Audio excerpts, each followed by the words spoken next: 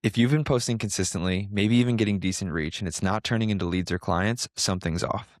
And most of the time, it's not the content itself. It's what happens after someone sees it. The path from attention to action, how a viewer becomes an opt-in, and how that opt-in becomes a conversation. So with that, I'm excited to be joined by Cora and I. Cora is known as the traveling social media manager, and she helps online coaches turn content and ads into a more predictable flow of qualified leads and sales, all while traveling the world. In our conversation, we discuss why content often gets blamed for problems it didn't create, how to get specific enough in your messaging that the right people actually respond, and why belief shifts, offer clarity, and early wins matter if you want your marketing to hold up over time. If you get value from this conversation, be sure to subscribe and share it with a friend. And now here is my conversation with Cora and Adele. Cora, thank you so much for being here. Thanks for having me. A lot of people post content, they create content, they get it out there. They do that for a month, 2 months, 3 months, and then they say, my content isn't working.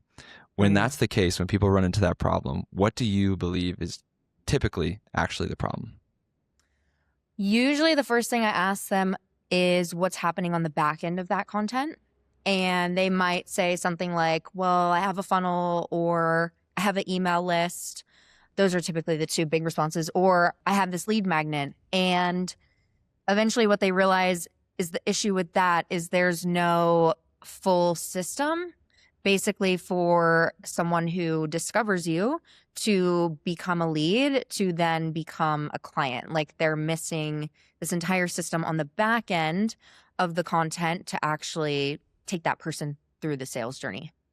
People overemphasize the content and putting content out, and then they don't actually think through, okay, what is the purpose of me putting out this content, right? Is to generate leads, turn those leads into clients. And there's a whole backend system that is required in order to make that happen. So what are those pieces of the system that people need to get built out? Because the content is just the front end, right? And there's a whole list of things that we'll dive into and how to make the content perform better on the front end. But what is that backend system that needs to be in place in your opinion? It really varies on the business owner and their offer and what they're actually selling. If they are doing something, more high ticket, usually I recommend like an entire VSL funnel, which is, as it's usually typically a landing page, a video sales letter, and then it leads into some kind of questionnaire and then book a call.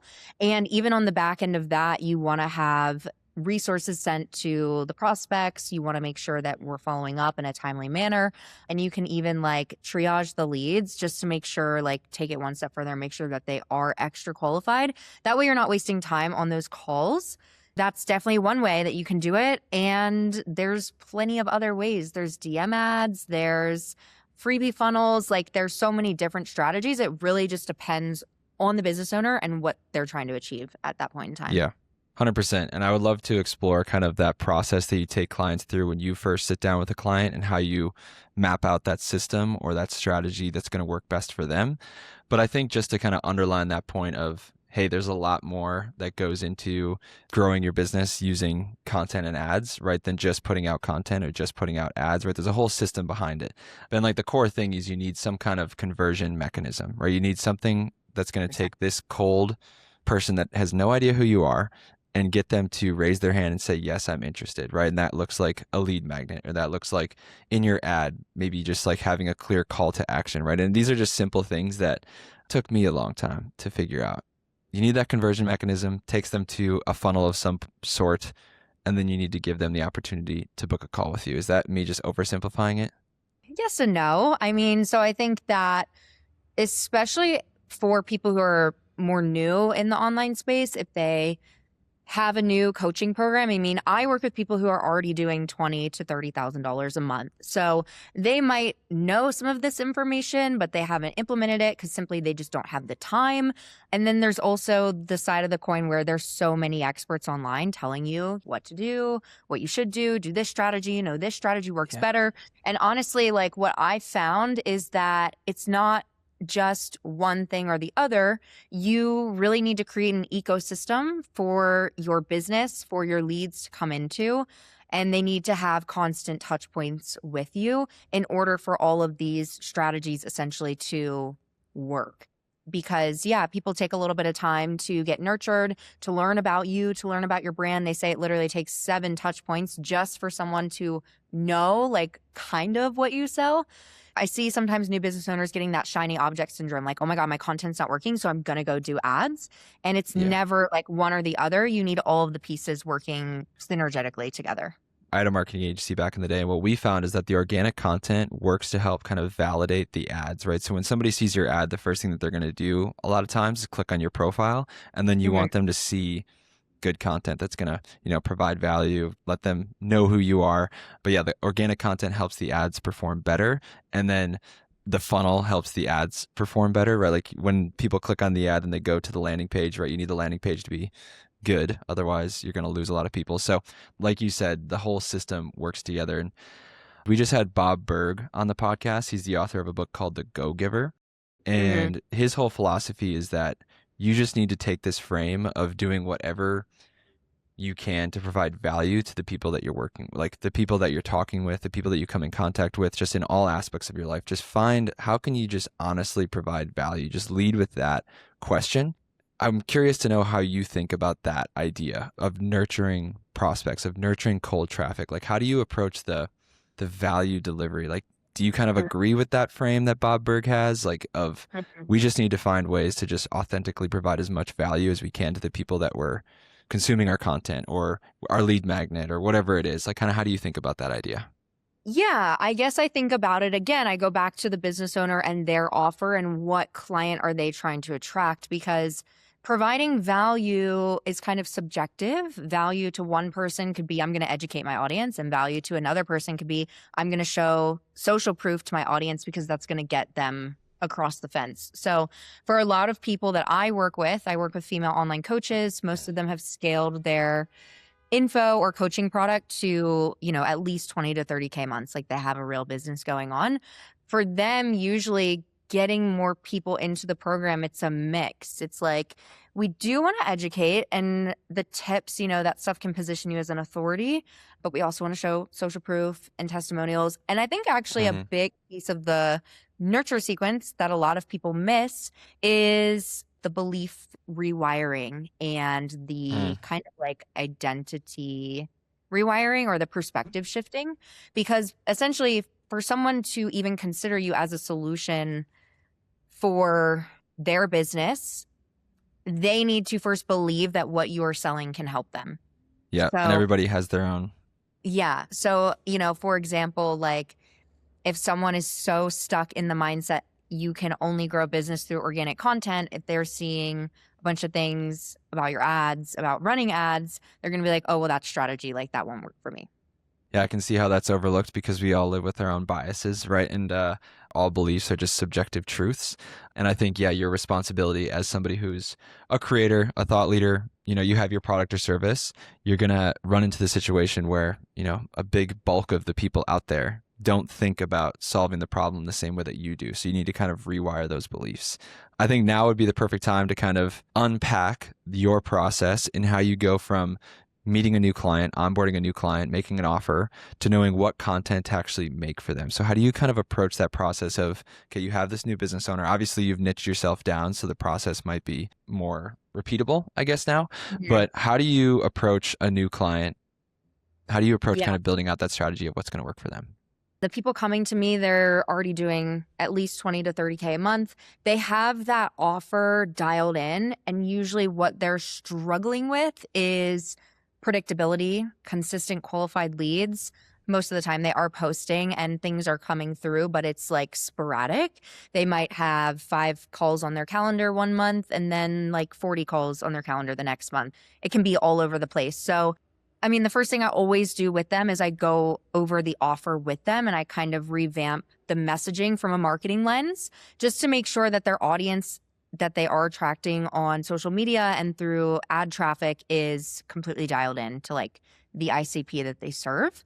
So that's like step one, just really making sure that the offer and the messaging is dialed in. That's the most important. And then after that, it's scripting ads, it's launching ads, it's creating content again. And we can't do those pieces unless the messaging first is really, really Mhm. dialed in. So can you tell us a little bit more about what that looks like of dialing in the messaging? I actually had a really successful, this has been one of my like best clients. I love her to death. We worked together for so long. When she came to me, she was sitting at 20 to 30K a month, and she had an online fitness training program for women who essentially had a lot of past attempts with weight loss and they just never found anything that worked for them. So her program was like a holistic approach. Anyways, when she came into me and when we went through this process together, it was like such a small shift, but it was such a big epiphany for her. I was like, in your marketing, we need to be calling out people who have X amount of pounds to lose. Like, what is that average number that people come to you with? Because if you're just saying lose weight, you're going to get moms who want to lose 20 pounds, or you're going to get like really overweight people who want to lose 50 pounds. And those journeys are completely different. So the messaging has to make sense for the type of person that you want to dial in. Hmm. And once we did that, and once we consistently had that messaging on her page over time, oh my gosh, we just grew like an invaluable asset for her business because the posts were getting like triple the engagement. She was getting consistent qualified leads in the door. She had more predictability. And even we could tell from the applications, they were almost repeating the phrases that we were saying in our messaging and in our marketing. So we could tell that it was working. It was bringing in the right follower and the right Nice. lead. So dialing in the messaging really comes down to dialing in exactly who you want to speak to and then Yeah, using their language, their own language to explain what it is that you're going to do for them. 100%. And it seems so obvious. I truly believe like words are spells, right? Like what we say, we're going to attract back. So if you're saying in your content, for example, I have another client, she's a high ticket sales coach. We were saying in her content for a bit, leave your 9 to 5, leave your 9 to 5. Well, we were getting all of these people who wanted to leave their 9 to 5.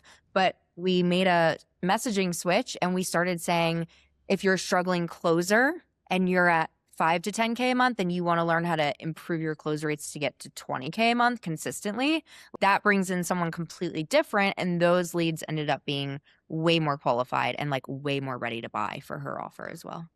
So sometimes throughout this process, you're almost making a shift in the people that you're targeting, right? Okay, they have this offer, it's working, it's got traction, but maybe if we even found an audience that's more qualified or an audience that we can provide more value to or an audience that's more ready to buy. So even like a shift in the audience can be a Yeah. part of the working with you and having more success with this 100%. practice. And that's why it's really important that they come to me with some kind of foundation built, because that's another question. It's like, well, who do you want to bring more of into your program? Who have been your most successful people and what was their journey like? And how can we reflect that in your messaging to get more people through the door?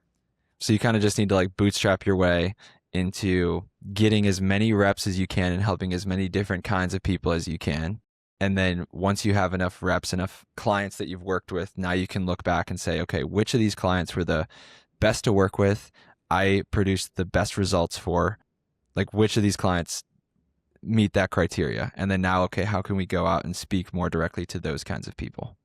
Yeah, 100%. And that usually is such a big game changer for them because they're like, "Oh, I've never thought of it this way before." And a lot of people think specificity repels, but specificity attracts in exactly who you want to work with, and it's just better for you as the business owner anyways. So for anybody listening, any coaches out there that are listening who have an established program, right? Maybe they know that their messaging could be better. What kinds of questions or what kinds of things could they look for in their clients that they've worked with that would say, okay, that's the type of client that I want to attract more of? Like, what are the kind of questions or things that you'll look for? I would say there has to be demand for that person and their situation. Usually there is, when you're selling to like a complete beginner prospect, you're selling more of the dream, I guess. When you're selling to someone, for example, the high ticket sales example, you're selling to a beginner person who's never really maybe heard about high ticket sales, wants to get into it. You're going to sell to them with a lot of dream based, desire based marketing versus someone who maybe has been in the game for like 6 months. They've gotten a taste of it. They're like, yes, I want to make this my lifestyle. I want to be a fully remote closer, making 20K a month, traveling the world, whatever. That person, I would say, is in a position of a bit more demand because the pain is like greater. Like, okay, if they stop closing, well, what do they have to do? They have to go back to their 9 to 5 job. They have to tell their friends and family that they their business failed, like it didn't work out. So Yep. it's just something to there's like a demand matrix, and I think it's something to definitely consider when you are trying to figure out who do I want to attract more of. That's really interesting that you bring that up because it's interesting how that works and translates to marketing. I had never thought about that and how you can kind Mhm, of initiate action in a prospect that you're trying to attract. Whether, mhm, hey, they haven't started, you need to kind of sell them the dream versus mhm. somebody who has started. You almost need to kind of help them imagine what failure would look like and how you're going to help prevent them from failure. Like literally, I have this note right next to my thing. I don't know if we can read that, but it says, "Imagine what failure will look like," and it came from a podcast. It was an Andrew Huberman podcast about the science of setting and achieving goals, and he did Mhm. some explaining the study that was done, evaluating the effectiveness of positive visualization on a group of people. So, like, how effective was positive visualization? So, there were three groups in this study. The first group did positive visualization. The second group did nothing, the control group, and then the third group did negative visualization. So all these people were given the same task. They found the outcome of that study was that there was no difference between the group that did positive visualization and the group that did nothing. But the group that did negative visualization, right? Imagine what failure would look like. Like if I'm a closer, if I fail at this, I'm going to have to go back to my 9 to 5 job, right? I'm going to have to tell all my friends and family that I failed, whatever.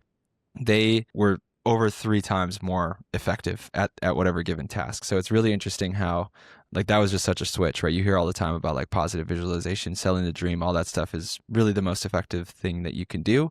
But in fact, it can be the opposite depending on who you're speaking to, which is super interesting.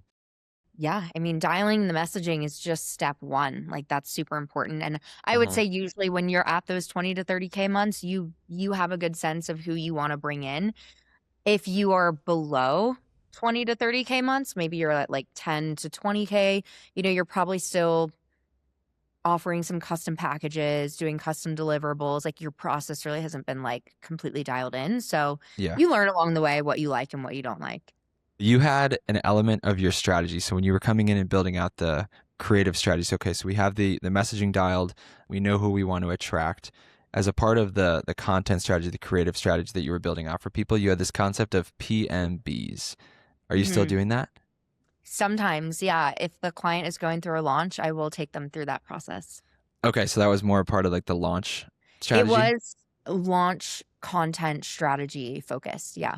Okay, so let's explore that because I remember really enjoying that, Like, I guess, or learning a lot through you when you were explaining that. So, okay. so if a coach is coming up, they have a new service or product that they're getting ready to launch. Mhm. Explain the PMBs. Like, so what does that look like? What does it mean in practice? Yes. So let's backtrack like what this would look like at a high level for essentially a launch strategy. It would be depending on where your audience is at, I would say 6 week ramp up period would be good for most. But during that 6 week ramp up period, you want to create content around what I call PMBs. And PMBs stands for problems, mistakes, and beliefs. And this kind of touches on what we just spoke about, how a lot of people miss that like belief shifting. So essentially, whatever your offer is, you want to list out what are all the problems that my client is facing that they come to me for my offer to solve? What are all the mistakes that they're making to try to solve those problems?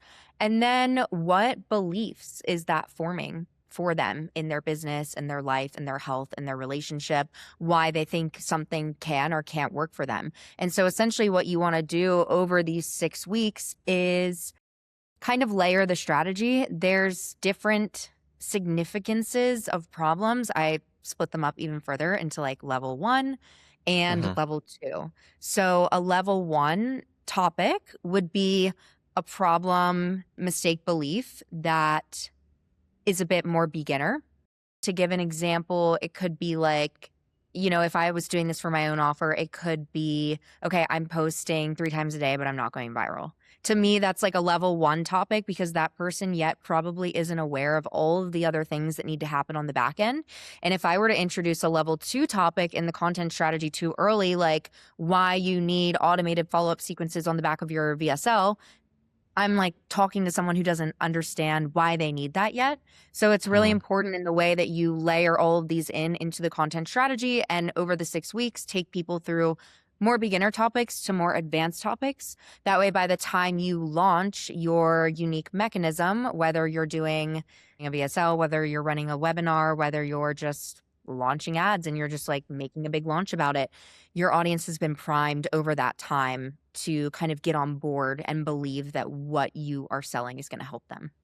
So every problem will have a corresponding mistake and corresponding belief. So you kind of link all of these together, and then they're broken down into level 1, 2, 3, and then you kind of have this 6-month or 6-week ramp up period before the big event, whether it's the release day of a new product or the webinar, whatever it is, like kind of 6-week ramp up. And then over that 6 weeks, you're going to kind of start with some of that beginner content. Then you're going to level it up to level 2, then up to level 3 before kind of the big launches. Do I have that right? Yes, 1000%. And so exactly, PMB, they go together. So like a problem could be I'm not getting consistent qualified leads. The mistake that I'm making is I'm posting 3 times a day, and the belief that it's forming is that content doesn't work for me. Organic content doesn't work for me. And so what you would want to do is take that and rewire it in a post. You could rewire that belief, or you could educate them on what to do instead. So once you list out like all of your PMB topics, on the left side, you would want to do educate what value you could provide them. And then on the right side, belief shift. How can we shift this belief for them? What proof do they need to see for them to understand that no, content does work, you're just not doing it right? This is like the correct way to do it. Or what's some value, what's some education we could provide? Like, okay, post this instead, or 3 examples of what would convert. So you get so many content topics, just this one exercise. Yeah. Okay, so then you have these PMB links, and then you just create content addressing those things, whether it's, helping them to rewire that belief or fix the mistake that they're making or solve the problem that they're running into. Love it. Again, just like so simple when said out loud, but, simple to understand, but harder to execute. And a lot of people don't learn these things, right? Like I studied marketing in college. We weren't taught any of this stuff. Why didn't we learn this stuff? But yeah, that's the good stuff. I guess it's all just so new, but what are some things, like, what have you learned? So obviously you've been in this game for a long time. You have a lot of hands-on experience. You've delivered amazing success with clients. But like, what are some things that maybe you've learned about? We've acknowledged the fact that you need the whole system. But let's say somebody has the system, right? They have the funnel, they have the lead magnet, but just the content, the front-end content isn't necessarily working. What have you learned about like some little tactical things that people could do in their content to get it to perform better?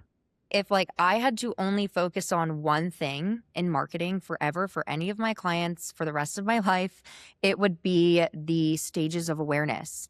That actually is like a pretty common marketing principle that I think is overlooked a lot. But the 5 stages of awareness is basically you have unaware, you have problem aware, you have solution aware, you have offer aware, and most aware. Pretty sure they go like that.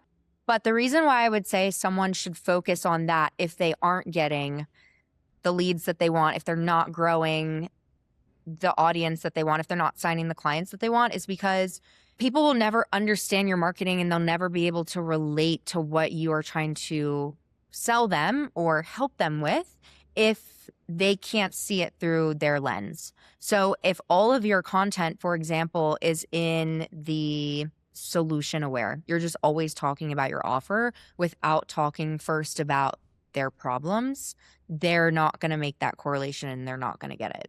I think I saw Hermosi talk about that the other day, the kind of levels of awareness in your content. So when you're advising people or when you're working with clients, do you try and evenly distribute? Are you kind of overweighting, or is it just kind of depend on where their audience is at? Like kind of how do you kind of distribute the content that you're making? Yeah. Yeah. So pretty much every single piece of organic and ads, I would say, kind of goes through that filter. Would this make sense to someone in my audience who is problem aware?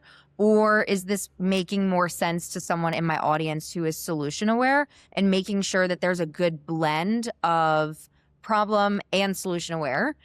I would also say you don't ever really want to speak to people who are unaware. They're just too early, like on the spectrum They're just too early there, like to even understand, like if someone didn't have a business, why should they care about content? You don't want to be speaking to those people. You want to be speaking to people who are in the problem and the solution aware state. So we kind of covered the content, but obviously from the greater system in the back end, like what about some like tactical things that you've learned about how to get that nurturing process to work more effectively? Yes. I mean, definitely personalizing everything. I think if you can use some light images in your emails, if you can use personalization is huge, like just even putting someone's first name in it, having great social proof to follow up with, having consistent touch points, like all of that again, they need to see your face and your brand multiple times in order to form that trust with you. Yeah, for me, I definitely suck at nurturing the leads that I get that come in. It's like, okay, I'll follow up with them on, they'll get the lead magnet or whatever right away. Then I'll follow up a couple of days later. Then I do like 1, 3, 5, 7. And then beyond Right. 7, I don't really do anything. So what have Mhm. you learned about long-term nurture? Is that a part of the system that you would recommend building out? I would assume so. Yeah, I would say for long-term nurture, the best is like have them on an email list and do a weekly newsletter, provide some value, share what's happening with your current clients, what wins they're seeing. Some people just like to hang around before they decide to make a decision, not everyone is a immediate action taker. It also depends on your audience and like who you're selling to, but I never think it's a bad idea to have that long-term strategy in place. Yep, I just got a big list of emails that I've pretty much gone uncontacted for a while. So figure out some kind of something to hit them with, I suppose. But Yeah. so another thing that I learned at the end of last year, I went to a workshop with this guy. He works with Hermosi, and he hosted this workshop where he talked about marketing, right? And kind of how to effectively grow your business, which is what marketing is, right? So he made the argument that he asked us the question in the room, like, hey, what is the objective of marketing? What is the number one objective of marketing? And, we all had our answers of like, oh, better branding, increase the number of leads, right? Whatever. And then he just kind of came in. It's like the number one objective in marketing is to grow your business, right? Every function within marketing serves that purpose. Mhm. And then he made the argument that he asked us the question of what is the most powerful lever in marketing? So if the objective of marketing is to grow the business, what is the most powerful lever in marketing? If I asked you that question, what would your answer be? Like, what is the most powerful lever in marketing? Actually having the leads like convert into a sale, or a sales hmm call. And that would be a super justified answer. I'm sure everybody in the room said something similar. But then he argued the fact that the most powerful lever to growing your business, aka the most powerful lever to marketing, is having a better product, improving the quality of your product. Because if you have a better product creates more happy, satisfied customers. A happy, satisfied customer is the most valuable thing that you can have in your business. Because a satisfied, happy customer leaves a testimonial, they refer other people, they stay on your program for longer, they buy more of the stuff that you sell in the future, right? A better product creates more happy customers. So he argued and he explained that all of the CMOs of huge companies that he knows, they spend a huge amount of their time just focused on product. How can we make the product better, right? It sounds like you do some of this work with your clients too, right? The first thing that you do is you look at their offer, right? You look Mhm. at their offer, you refine the messaging, you figure out, okay, who's the better audience or who's the right audience for this that we would want to attract more of. But I'm curious to know, do you spend any time working with your clients, or have you considered, and maybe you've just done it like just because you're a smart person Organically. and like you can probably provide, yeah, some help with that. But I guess first, like kind of how do you think about that? Do you think that he's got that right, that the most powerful lever to growing a business is improving the quality of the product? Yeah, I 1000% agree, especially because, like you said, if the customers are happy, they're going to refer. It's obviously way cheaper and easier to get referral business than it is, maybe running like cold traffic, someone who's never seen you before. How would I help my clients, though, improve that? Part of the offer breakdown that we do is making sure that they have a clear roadmap, clear steps to desired outcome. Like if the person that I'm trying to attract, Sally, who wants to lose 30 pounds and she's busy and she wants to do it in a holistic way, is the 4-month program you're taking her through structured in a way where she's going to hit her goals and she's going to be supported and not information overloaded, but I think that's something people get tripped up on. It's like, oh, I have to give my clients so much. And it's like, your clients aren't looking for so much. They are looking for the least amount of work possible that they need to do to get the result that they want. So Right. that is why I do the offer breakdown with my clients, because if they don't have that roadmap, we can't do any marketing. So we Yeah. really get clear on that before everything else. Yeah. Ever since I went to that workshop, it's just kind of changed my whole perspective on how I look at marketing. It's like I need to be spending as much, if not more time focused on how can I improve my product, which for Mhm. most service businesses, I believe that your product is the transformation that you deliver. It's the Yes. the outcomes that you deliver to your clients. That is your product. It's not the videos that you make. It's not the modules. It's not the onboarding meeting. It's none of that, right? It's just how do I deliver a better or more consistently deliver that outcome to my clients, which I Yeah, find and I super also think awesome. a big thing that a lot of people, if they're looking for something to take away from this to like implement immediately, if they want to look at their own process, is how can you get your client a quick win as soon as possible? For me, what that Yeah. looks like in my offer is we launch ads within the first 7 days. I mean, within the first like 1, 2 days, we get your offer dialed in. But once that's done, like we're ready to roll. So we want to get the ads launched as soon as possible, because I need my clients to see the leads come through the door to have trust in the process that this is going to work long term. And so for me, that's Yeah. how I've been able to get my people a quick win. But if you're like a health coach, or if you're something different, really brainstorm, like use AI to brainstorm like what that could be for your program. Yeah, quick win is huge. And also, obviously, with onboarding, setting super clear expectations. And then just like there's a great Hermosi clip that I think about all the time where, everybody talks about the idea that you need to surpass expectations, right? You need to exceed expectations in what you're doing. But in reality, you just need to set expectations, meet expectations, set expectations, meet expectations. Just do I that agree. on repeat. That's how you create great customers or happy customers. I also think that setting expectations even happens before onboarding. I haven't seen a lot of people talk about this, but I have started, the more like sales conversations and sales calls I've taken, I have really started setting expectations on the sales call. I feel like expectations start on that sales call, like in the Hmm. discovery, in their pain, in their goals, like what are they trying to achieve? I now view sales as like, I have a great product. It's amazing. But if we're going to work together and exchange this energy and this time together, like we need to be on the same page about what this does for you and what this will not do for you. And Yeah. so I just really try to get people clear on that before they even say yes, because then onboarding is just kind of like reaffirming everything that we talked about. Right. 100%, just re-underlying everything that you had already brought up. It's like the sales call is, pre-onboarding. And yeah, props to you for that because I think that frame or that approach really only comes from somebody who has conviction and confidence in what they do. Like, I know that this is going to work. I'm comfortable saying that, hey, I can't help you achieve that outcome. Right. Because I remember, thinking back to when I'm first starting my business and it's like, yes, I can promise you the world. I just need you to give me money, please. Like, I'm Yeah. so desperate. Yeah. Like, that can come from like a place of confidence and believing in what you do and like knowing who you are, what you offer, and who you Yeah. aren't and what you don't offer and what you don't do. Basically, as an information product, as a course creator, coach, consultant, in order for your clients to get the outcomes that you promise, right, the transformation that your program delivers, you need them to do the work. That is what I have endeavored to help solve, is close what I call the client execution gap, which is the gap between your clients Mhm. knowing what they need to do, you telling them what they need to do, and then Mhm. them getting the result, which is them doing the work. Anyways, Cora, thank you for the time. But if you had a giant billboard that everyone in the world could see for 10 seconds, what would it say and why? It would say live in congruence, because congruence is when you want a certain outcome in your life and you're expecting, let's say you're working with clients, if you want your clients to invest in themselves, you also need to be the person that invests in themselves. And so I think if the world just lived more congruently, it would be such a better place. Reminds me of the golden rule, right? Do unto others what you would want done unto you. I love it. Cora, thank you so much for the time. Thank you. Thank you for listening.